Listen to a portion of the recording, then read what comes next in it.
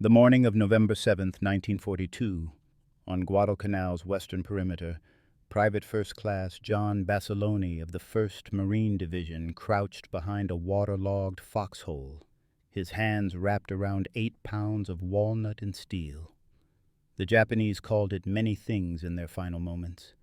The weapon that clicked and fired with mechanical precision, while their own Type 38 Arisaka rifles required manual bolt manipulation after every shot. American troops had a different name for it, one born of familiarity rather than fear. Grandma's gun.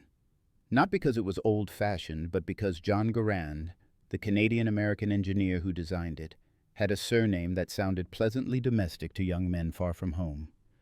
What was about to unfold over the next 72 hours would transform that affectionate nickname into something else entirely.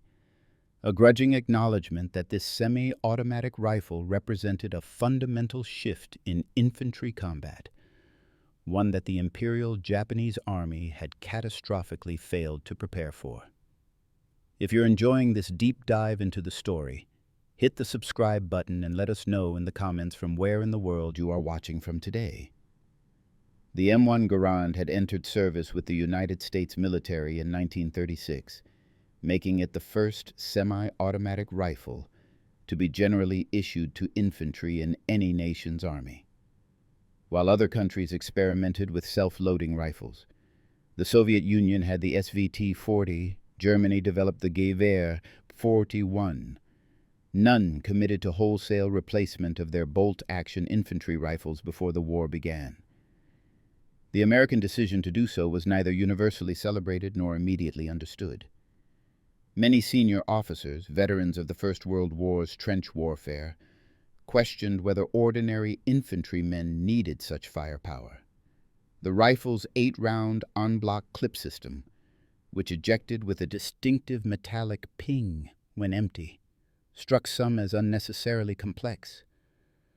Why abandon the proven Springfield 1903, a bolt-action rifle that had served adequately in the previous conflict? The answer lay not in abstract military theory, but in the grinding mathematics of industrial warfare. John C. Garand, working at the Springfield Armory in Massachusetts, had spent years refining a gas-operated semi-automatic action that could withstand the punishment of field conditions. His design used the expanding gases from a fired cartridge to automatically cycle the action, ejecting the spent casing and chambering a fresh round without any manipulation by the shooter beyond pulling the trigger. In practical terms, this meant an American infantryman could deliver aimed fire at a rate of 40 to 50 rounds per minute, compared to the 10 to 15 rounds per minute achievable with a bolt-action rifle operated by even a well-trained marksman. The rifle fired the .30-06 Springfield cartridge, a round developed in 1906 that propelled a 150-grain bullet at approximately 2,800 feet per second. This was not the most powerful rifle cartridge in service. The German 7.92 millimeter Mauser round packed slightly more punch, but it was entirely adequate for engaging human targets at any range where a soldier could reasonably be expected to aim and fire with iron sights. The Garand weighed 9.5 pounds when loaded, roughly a pound heavier than the Springfield 1903 it replaced, but still manageable for men carrying 60 to 80 pounds of additional equipment. By the time the United States entered the Second World War in December of 1941, production of the M1 Garand had accelerated dramatically. Springfield Armory and Winchester Repeating Arms Company together produced over 4 million rifles between 1941 and 1945. This represented an extraordinary feat of American manufacturing capacity, not merely the ability to produce weapons in quantity, but to maintain consistent quality and interchangeability of parts across multiple production facilities. A soldier could take parts from a Springfield Armory rifle and install them in a Winchester rifle without custom fitting, a level of standardization that other nations struggled to achieve even with simpler weapons. The men being issued these rifles in 1942 had varied relationships with firearms. Some came from rural backgrounds where hunting and marksmanship were commonplace skills, learned in childhood alongside farm work and passed down through generations. Others, particularly those from urban areas, had never fired a weapon before their military training. The Marine Corps, into which John Basilone had enlisted in 1940, maintained rigorous marksmanship standards. Every Marine, regardless of his intended military occupation specialty, was expected to qualify with the rifle. This was not merely tradition, but doctrine. The belief that every Marine might find himself in direct combat, and that marksmanship was therefore a universal requirement rather than a specialized skill. Training with the M1 Garand emphasized muscle memory and mechanical familiarity. Recruits learned to field strip the rifle, cleaning each component and understanding its function. They learned the proper sight picture, the controlled breathing that preceded each shot, the gentle squeeze of the trigger rather than a jerking pull. They learned to load the 8-round clip with their thumb, pushing it firmly into the receiver until it clicked into place, then moving their thumb quickly aside to avoid having the bolt slam forward on it, a painful mistake known as M1 thumb that most men experienced at least once during training. But no amount of range training could fully prepare men for the specific conditions they would encounter on Guadalcanal. The Solomon Islands campaign, which began in August of 1942, represented the first major Allied offensive in the Pacific Theater. The strategic objective was Henderson Field, an airstrip the Japanese had been constructing on Guadalcanal's northern coast. Control of that airstrip would allow Allied aircraft to threaten Japanese supply lines and provide air cover for subsequent advances through the island chains toward Japan itself. The Marines who landed on Guadalcanal on August 7th found themselves in an environment that seemed designed to destroy both men and equipment. The island's climate was brutally hot and humid, with temperatures regularly exceeding 90 degrees Fahrenheit, combined with humidity levels that made every exertion exhausting. Rain fell frequently, turning defensive positions into mud-filled holes and making dry sleeping arrangements nearly impossible. The jungle itself was dense and disorienting, limiting visibility to a few dozen yards in many areas and making coordinated movement difficult. For weapons, these conditions were particularly challenging. The M1 Garand required lubrication to function properly, but excessive oil attracted dirt and sand that could cause malfunctions. Too little lubrication, on the other hand, would cause the rifle's moving parts to wear rapidly or seize up entirely.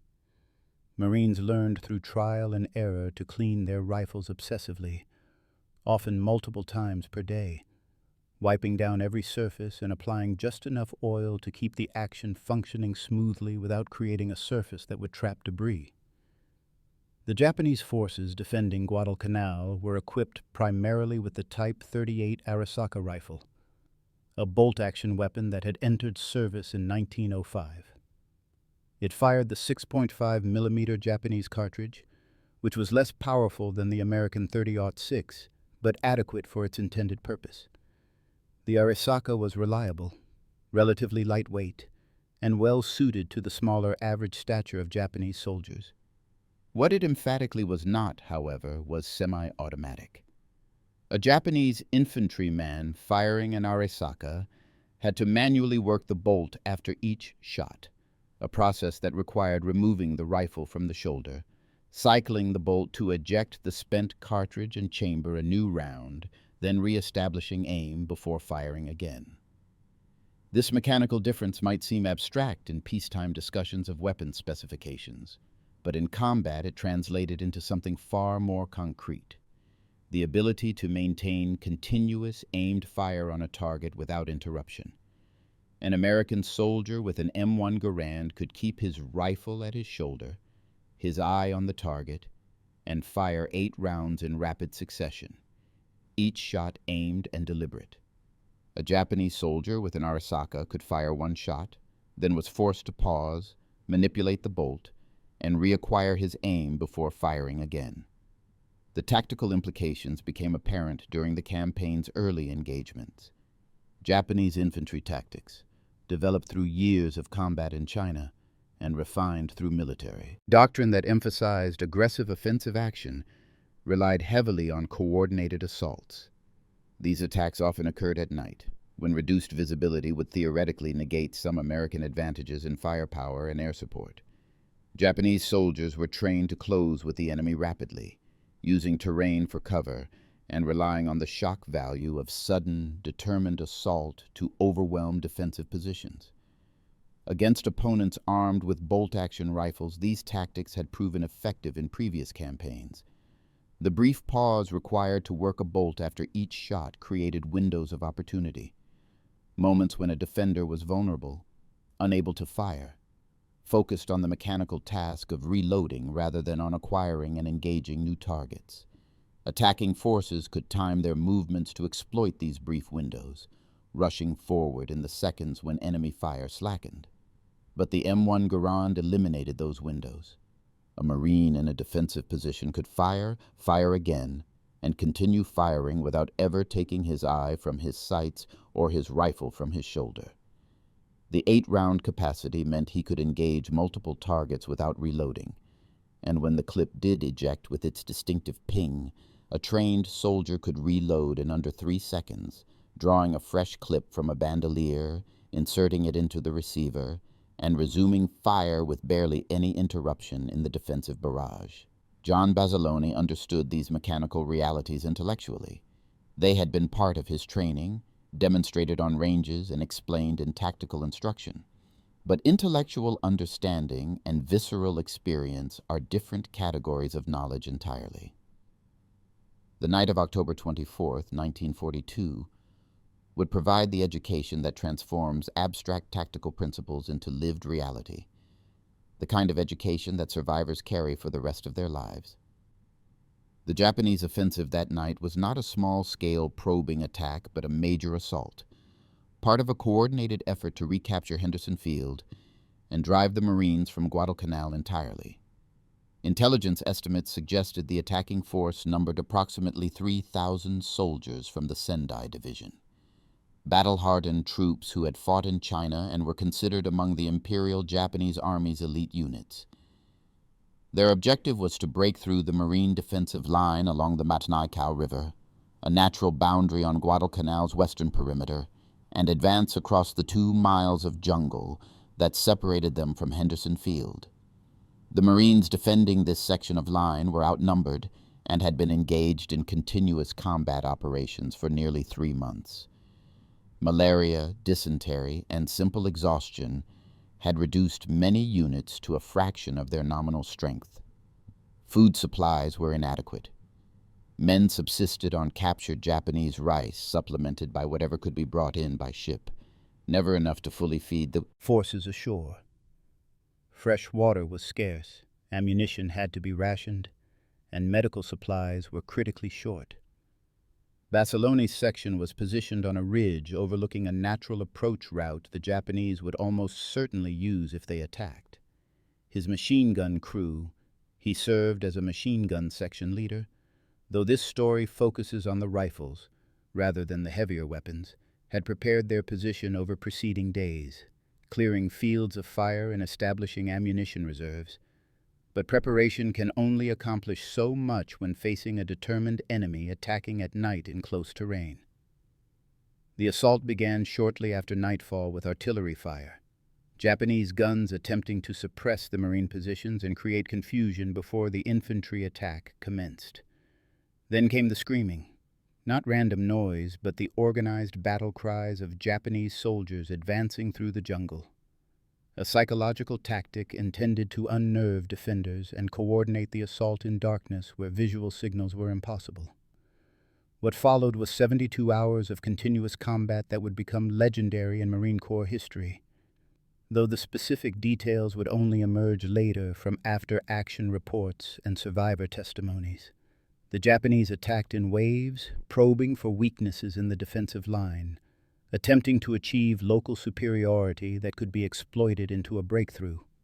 Marines fired until their rifle barrels glowed red in the darkness, until the smell of cordite was so thick it burned in their throats, until spent cartridge casings piled ankle-deep around their positions.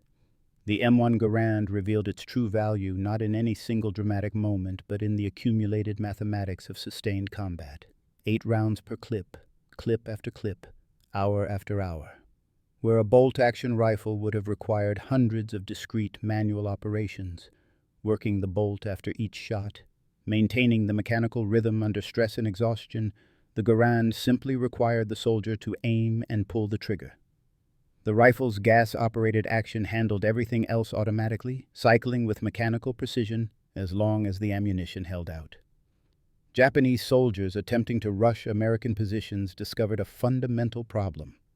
The volume of fire from rifles alone, without even considering machine guns and artillery support, was far heavier than their tactical doctrine had prepared them for. The brief pauses they expected, moments when defenders would be working their bolts, vulnerable and unable to fire, simply didn't exist. American riflemen maintained nearly continuous fire, engaging targets as quickly as they could acquire aim and pull the trigger. This wasn't superhuman skill or exceptional courage, though both were certainly present. It was mechanical advantage translated into tactical reality. The Garand allowed ordinary soldiers to deliver extraordinary volumes of aimed fire, transforming the mathematics of combat in ways that Japanese commanders, accustomed to facing Chinese forces equipped with a mixture of modern and obsolete weapons, had failed to adequately anticipate. The rifle's reliability proved equally crucial. Other semi-automatic rifles of the era, including American experiments that preceded the Garand, often failed under field conditions. Dust, moisture, carbon fouling, and rough handling could cause malfunctions that turned a sophisticated weapon into an expensive club.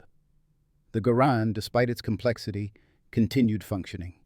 Marines reported rifles that fired thousands of rounds over those 72 hours with only basic field maintenance, wiping down the action, checking the gas system, ensuring ammunition was clean before loading. If you find this story engaging, please take a moment to subscribe and enable notifications. It helps us continue producing in-depth content like this. The specific kill count attributed to individual weapons in combat is notoriously difficult to verify with absolute precision.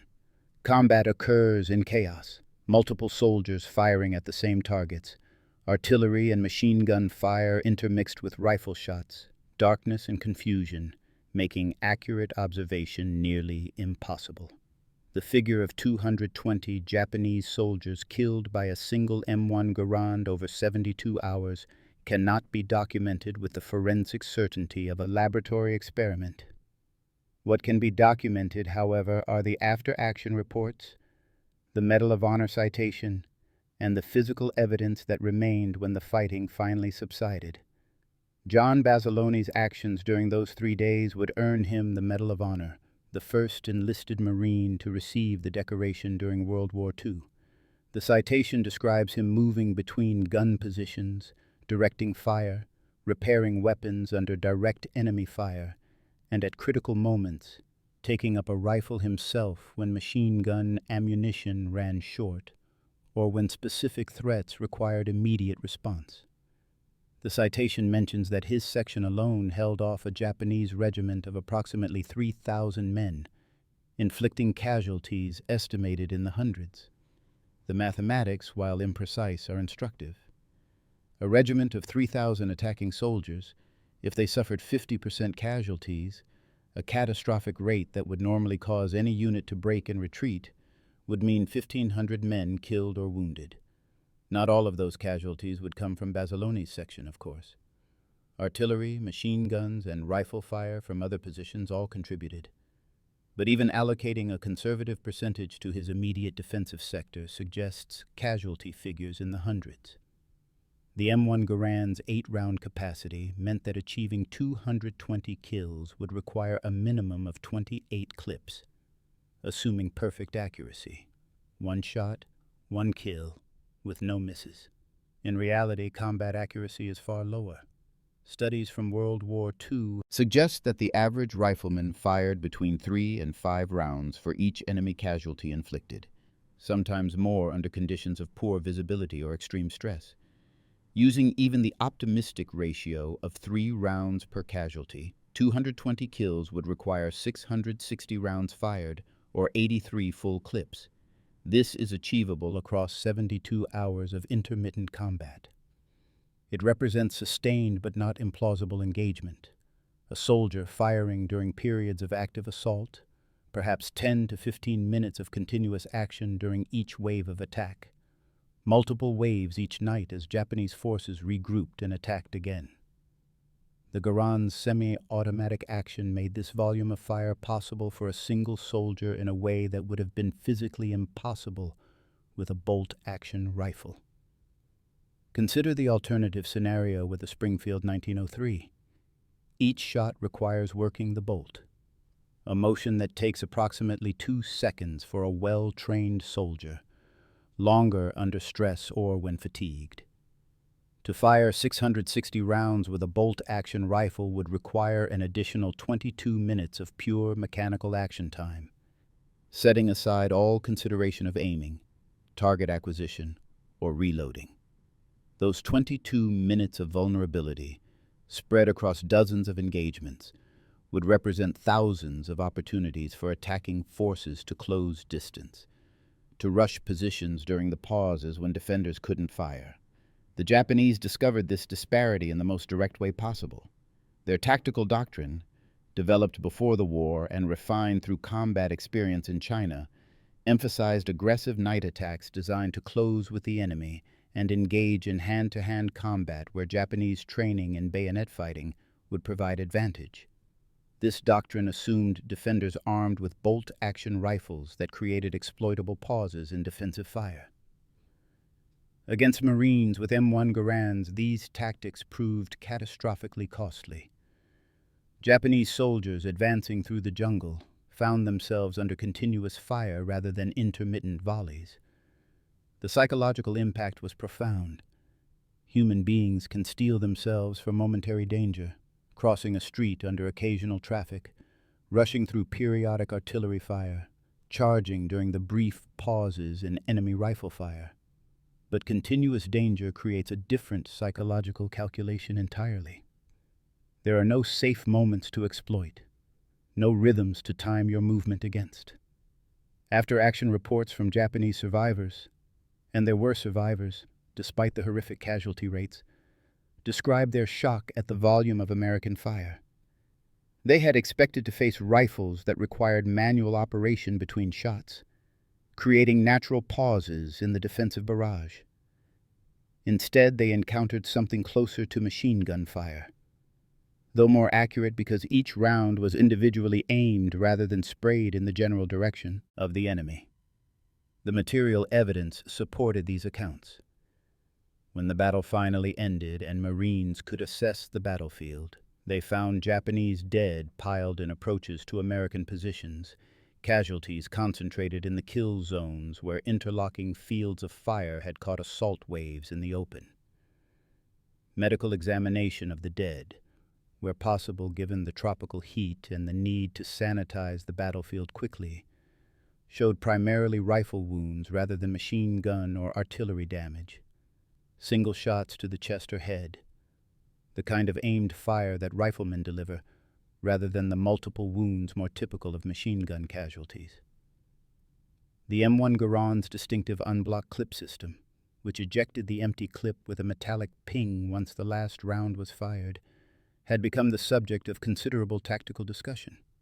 Some soldiers worried that this sound would alert the enemy that the rifle was empty, creating a vulnerability during the seconds required to reload. In practice, this concern proved largely irrelevant. The battlefield noise during active combat, rifle fire, explosions, shouting, the general chaos of men fighting for their lives, drowned out any individual rifle's reloading sound. Moreover, the reload time was so brief, typically under 3 seconds for a trained soldier, that any tactical advantage an enemy might gain from knowing one rifle was temporarily empty disappeared almost immediately. Japanese soldiers did report hearing the distinctive ping of empty clips ejecting, but rather than providing tactical advantage, the sound became another source of psychological pressure. It indicated that American soldiers were firing so rapidly they were emptying 8-round clips, something that seemed impossible if they were operating bolt-action rifles. The sound became associated with the overwhelming volume of fire, a reminder that the tactical assumptions underlying their assault doctrine were failing against this new reality. The ammunition logistics for maintaining this volume of fire were substantial but manageable within American supply systems. Each Marine rifleman typically carried 80 rounds in 10 clips at the start of an engagement, with additional bandoliers available in defensive positions. During sustained combat, ammunition resupply became critical. Runners moving between positions carrying boxes of ammunition, the distinctive olive drab containers holding 200 rounds packed in 25 clips of 8. The American logistical system, whatever its other shortcomings during the Guadalcanal campaign, prioritized ammunition delivery. Rifles were useless without bullets, and the semi-automatic Garand consumed ammunition faster than bolt-action weapons, requiring more robust supply lines. This logistical requirement was not accidental, but represented a conscious American strategic choice. The decision to issue semi-automatic rifles army-wide meant accepting higher ammunition consumption rates, which in turn required larger stocks of manufactured cartridges, more shipping capacity to transport ammunition to combat zones, and more elaborate distribution systems to get bullets from ships to frontline positions. Other nations, facing resource constraints or different strategic priorities, made different choices. The Soviet Union, despite developing semi-automatic rifles like the SVT-40, never issued them universally, keeping the bolt-action Mosin Nagant as the primary infantry weapon throughout the war. Germany only began widespread issue of semi-automatic rifles, the STG-44 assault rifle, in the war's final years, when their strategic situation had already become desperate. The American industrial capacity to support these ammunition requirements was itself a form of military advantage, one that Japanese planners had catastrophically underestimated when they initiated hostilities in December of 1941. American factories produced approximately 41 billion rounds of small arms ammunition during World War II, an average of roughly 27 million rounds per day for 1,500 days. This production included not only the 30-06 Springfield rounds for the M1 Garand, but also pistol ammunition, machine gun cartridges, and specialized rounds for various weapons. The sheer scale of this production exceeded the combined output of Germany and Japan by a substantial margin. For the individual soldier, these strategic considerations manifested as the simple reality that ammunition was generally available when needed.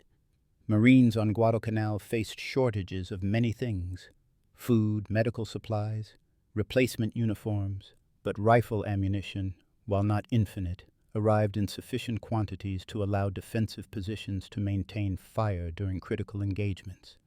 This wasn't true for all theaters at all times during the war, but the priority given to ammunition supply reflected American military doctrine that emphasized firepower as a force multiplier. The M1 Garand's reliability under adverse conditions became legendary, though like many legends, the reality was more nuanced than the simplified stories suggest. The rifle would function when dirty, when wet, when subjected to impacts and rough handling that would disable more delicate weapons. But it was not indestructible or immune to malfunction. The gas system that powered the rifle's semi-automatic action could become fouled with carbon deposits after extended firing, requiring cleaning to maintain function. The operating rod that transferred energy from the gas piston to the bolt could bend if the rifle was dropped onto a hard surface at the wrong angle. The N-block clip system, while ingenious, required proper loading technique, pressing the clip firmly into place until it locked, and rough handling could sometimes cause feeding malfunctions. Marines learned to maintain their rifles through obsessive attention to detail and field. Stripping became a daily ritual, performed even when the rifle hadn't been fired, simply to inspect every component and ensure everything remained in working order. Soldiers developed personal maintenance techniques. Some preferred specific lubricants, others swore by particular cleaning methods, creating a body of practical knowledge that supplemented official technical manuals. This maintenance burden was lighter than that required by earlier semi-automatic rifle designs, which had often proven too delicate or complex for field conditions, but it was still more demanding than the simple bolt-action rifles the Garand replaced. The trade-off was considered worthwhile, because the combat advantage provided by semi-automatic fire exceeded the additional maintenance requirements. A rifle that required 10 minutes of daily cleaning but delivered 8 rapid shots was preferable to a rifle that required 5 minutes of cleaning but only delivered 1 shot before requiring manual operation. The psychological impact of the M1 Garand extended beyond simple firepower calculations. Soldiers armed with semi-automatic rifles reported feeling more confident in combat, less vulnerable during the critical seconds after firing when bolt-action rifles required manual operation. This confidence translated into more aggressive fire discipline. Soldiers were more willing to engage targets at range, knowing they could follow up quickly if the first shot missed. They were more willing to engage multiple targets in sequence, transitioning from one enemy soldier to another, without the pause required to work a bolt. This aggressive fire discipline created a cumulative advantage that multiplied the rifle's mechanical superiority. Not only could American soldiers fire faster, they were psychologically prepared to fire faster, to engage targets more readily, to maintain continuous pressure on attacking forces. Japanese soldiers attacking American positions faced not only heavier fire than their tactical doctrine anticipated, but also fire that was more persistent, maintained by defenders who weren't conserving ammunition or hesitating to engage due to the mechanical limitations of their weapons. The flip side of this firepower advantage was ammunition consumption. Semi-automatic rifles enabled soldiers to fire rapidly, but they also enabled soldiers to waste ammunition through poorly aimed shots fired too quickly. Training emphasized fire discipline, the principle that each shot should be aimed and deliberate rather than simply sprayed toward the enemy. But in the chaos of combat, particularly during night engagements when visibility was limited and adrenaline was high, soldiers sometimes fired more rounds than tactical necessity required. American doctrine addressed this through a combination of training and supply. Soldiers were trained to aim each shot, to use the rifle's sights properly, to breathe and squeeze the trigger rather than jerk it. But doctrine also acknowledged that combat consumption would exceed range expectations, and supply systems were scaled accordingly. Better to have soldiers oversupplied with ammunition, able to maintain fire during critical moments, than undersupplied and forced to conserve rounds when aggressive fire could break an enemy attack. The Japanese forces attacking on Guadalcanal had no doctrinal response to this firepower disparity. Their tactics had been developed before the war, refined through combat in China, where they faced opponents often equipped with older or inferior weapons. The doctrine emphasized aggressive assault, close quarters combat, and the offensive spirit that Japanese military culture prized above almost all other qualities. These principles weren't wrong in abstract terms. Offensive action and aggressive spirit have their place in military operations, but they were catastrophically mismatched against the specific technical reality of semi-automatic rifles in prepared defensive positions. Adapting tactical doctrine in the middle of a campaign is extraordinarily difficult. It requires recognizing that current methods aren't working, understanding why they're failing, developing alternative approaches, training soldiers in new tactics, and implementing changes while still conducting active operations. Japanese forces on Guadalcanal attempted some adaptations, altering the timing of attacks, trying different approach routes, increasing artillery preparation. But these were modifications rather than fundamental doctrinal changes. The basic approach remained offensive assault designed to close with the enemy, and this approach continued to generate catastrophic casualties against American defensive fire. The 72 hours of sustained combat that earned John Basilone his Medal of Honor represented an extreme example of this tactical mismatch. Japanese forces attacking his position faced interlocking fields of fire from multiple weapons, prepared defensive positions that maximized cover for defenders while exposing attackers, and above all, the continuous fire of M1 Garand rifles that never seemed to pause for reloading or mechanical operation. The casualties accumulated not through any single catastrophic event, but through the mathematics of sustained engagement. Each attack repulsed with heavy losses, each renewed assault facing the same overwhelming firepower, the cumulative effect breaking the attacking force's cohesion and will to continue. When dawn finally broke on October 27, 1942, the defensive line still held. Japanese forces had withdrawn, their offensive broken, casualty rates so severe that the Sendai Division required months to reconstitute before it could conduct major operations again. The Marines who survived the engagement were exhausted beyond any civilian conception of fatigue. 3 days with virtually no sleep, continuous combat stress, physical exertion in tropical heat, and the psychological burden of sustained life-or-death struggle. John Basilone survived, though many in his section did not. The Medal of Honor citation describes his heroism in terms of personal courage and leadership, running through hostile fire to deliver ammunition, repairing machine guns while under direct attack, refusing to withdraw when positions became untenable. These acts of individual courage were real and significant, but they occurred within a larger context of technological and industrial advantage that made them possible. A hero without ammunition is simply another casualty. Courage without adequate weapons is admirable, but ultimately futile. The M1 Garand that Basilone and others wielded during those 72 hours was not merely a piece of personal equipment, but a manifestation of American industrial power and strategic priorities. The decision to develop and issue semi-automatic rifles years before the war began represented foresight and investment, the willingness to accept higher costs and greater complexity in exchange for combat advantage. The ability to manufacture millions of these rifles, maintain quality control across multiple production facilities, and supply them with the billions of rounds of ammunition they consumed represented industrial capacity that Japan could not match and had failed to adequately account for when planning their strategic operations. The nickname Grandma's Gun persisted throughout the war, though its connotations shifted. What had begun as an affectionate reference to the rifle's designer became something darker and more ironic. A weapon so reliable and familiar that it became almost domestic. A tool that ordinary young men used to perform the extraordinary violence that war required.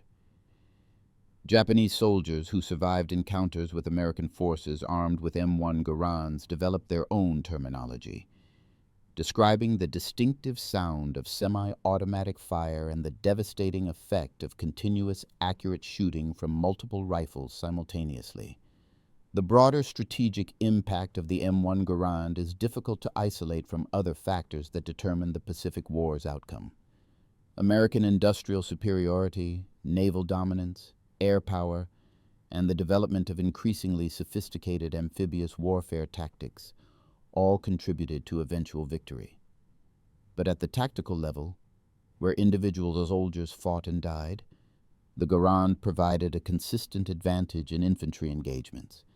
American soldiers could deliver heavier volumes of more accurate fire than their opponents, and this advantage compounded across thousands of engagements throughout the war. Other nations observed and learned from American experience with semi-automatic rifles.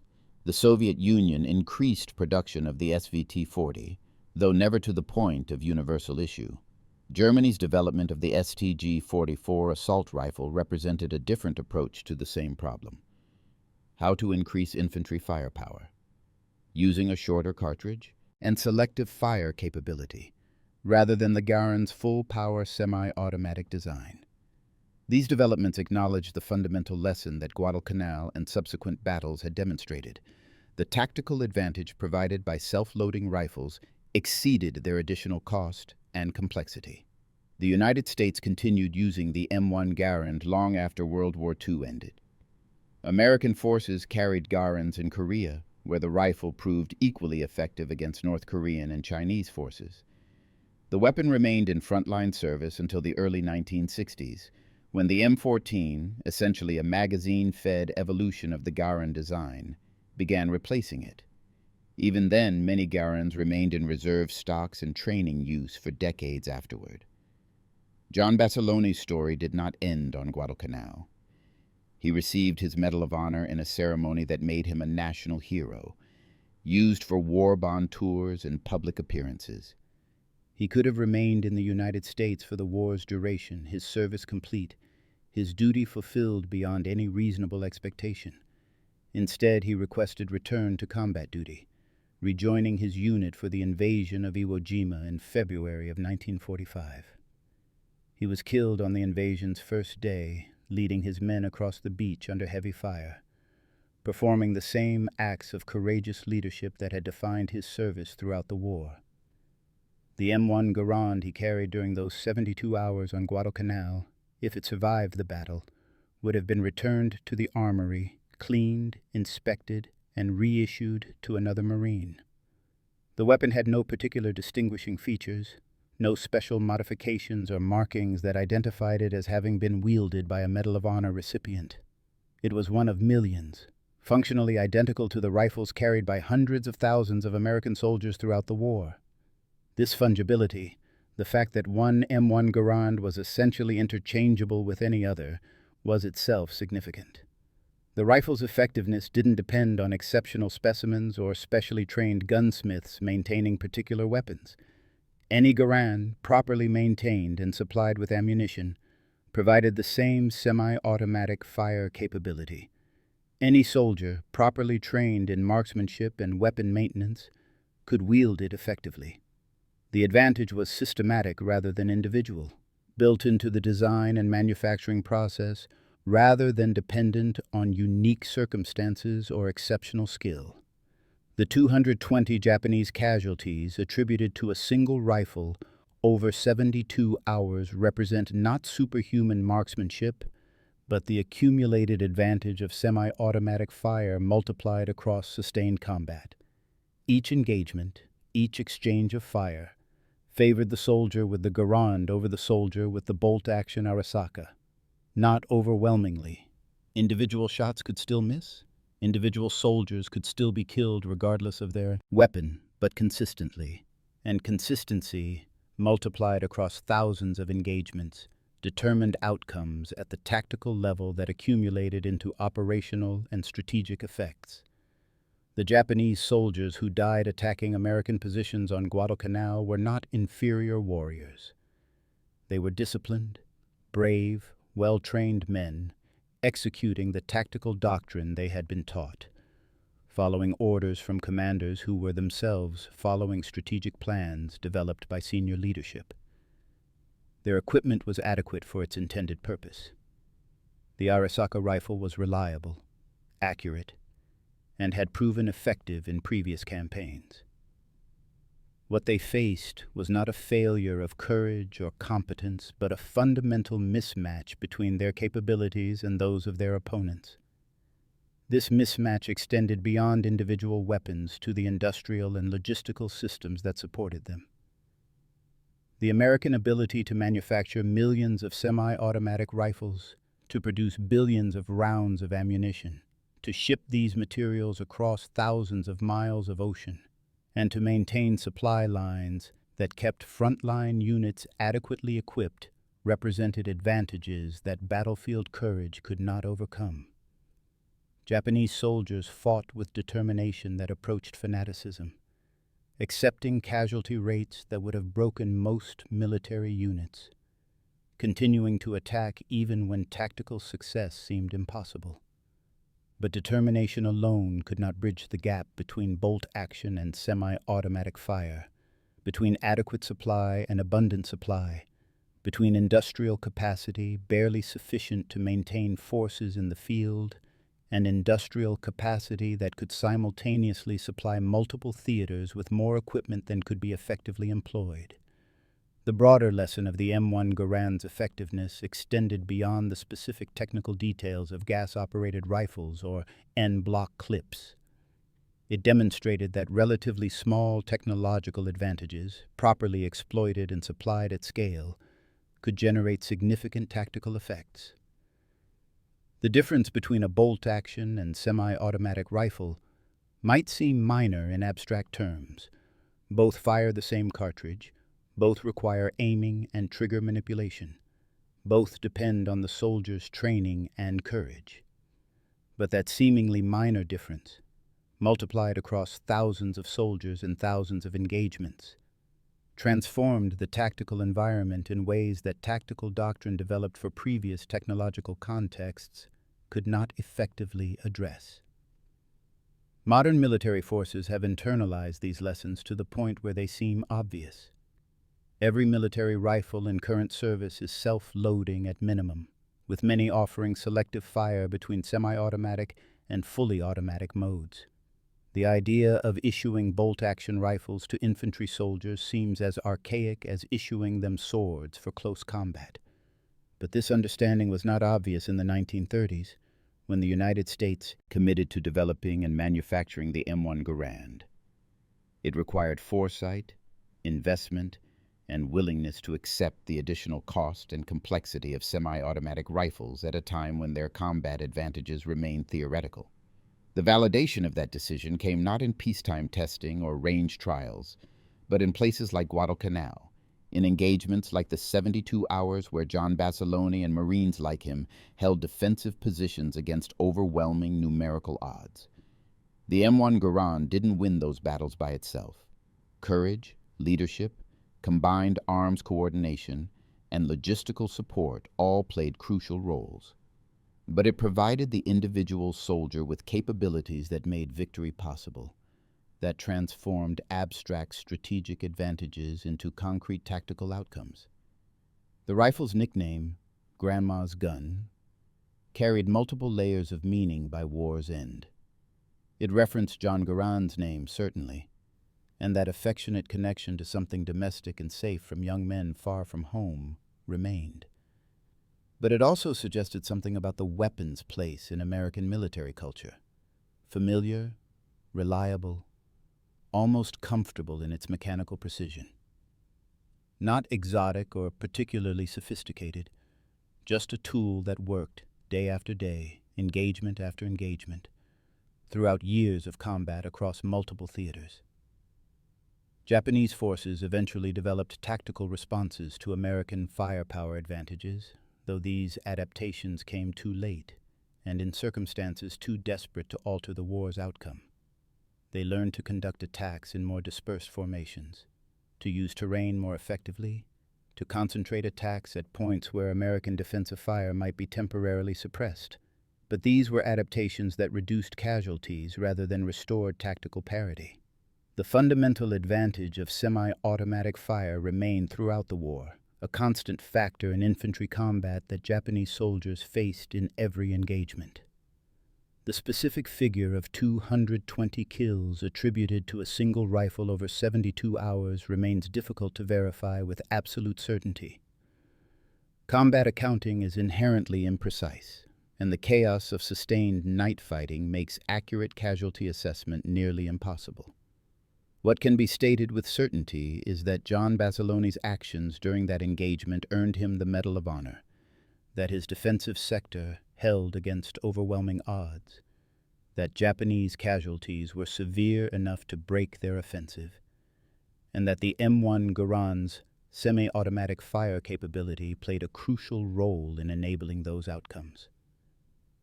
The rifle itself, if it could speak, would offer no commentary on the events it participated in. It was a machine, 8 pounds of steel and walnut, gas-operated with an 8-round en-bloc clip, functionally identical to millions of others produced during the war years. It required cleaning and lubrication, ammunition and maintenance. It rewarded proper handling with reliable function and punished negligence with malfunctions. It embodied no particular moral stance on war, represented no political ideology, made no judgments about the justice or injustice of the conflict in which it was employed. But the men who carried it, soldiers like John Basilone, invested it with meaning through their actions. The rifle became a tool through which courage could be expressed, through which defensive positions could be maintained, through which attackers could be repelled.